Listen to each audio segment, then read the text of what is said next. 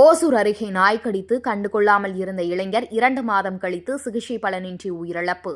கிருஷ்ணகிரி மாவட்டம் ஓசூர் அருகே குப்பட்டி ஊராட்சி தின்னூர் கிராமத்தைச் சேர்ந்தவர் விக்டர் பாபு அந்தோணியம்மாள் தம்பதியரின் மகன் எட்வின் பிரியன் 23. MBA பட்டதாரியான இவர் தளி அருகே உள்ள ஒரு நிறுவனத்தில் வேலை பார்த்து வந்துள்ளார். 2 மாதங்களுக்கு முன்பு எட்வின் பிரியனை நாய் ஒன்று கடித்ததாக கூறப்படும் நிலையில் அதனை கண்டுகொள்ளாமல் இருந்தார். இந்த நிலையில் நேற்று பிற்பகல் திடீரென அவருக்கு உடலில் மாற்றங்கள் ஏற்பட்டு பாதிப்புக்குள்ளானார். இதனால் அதிர்ச்சியடைந்த அவரது உறவினர்கள் உடனடியாக அவரை அருகிலுள்ள அரசு ஆரம்ப சுகாதார மையத்திற்கு அழைத்துச் சென்று மருத்துவர்கள் சிகிச்சை அளித்துள்ளனர். இருப்பினும் பாதிப்பு குணமாகாத நிலையில் ஒரு தனியார் மருத்துவமனைக்கு உறவினர்கள் அவரை அழைத்துச் சென்ற நிலையில் அவரை பரிசோதித்த மருத்துவர்கள் நாய் கடித்திருப்பது குறித்து தெரிவித்துள்ளனர். தொடர்ந்து அரசு மருத்துவமனைக்கு அவருக்கு நாய்க்கடி ரேபிஸ் தடுப்பூசி செலுத்தப்பட்டுள்ளது.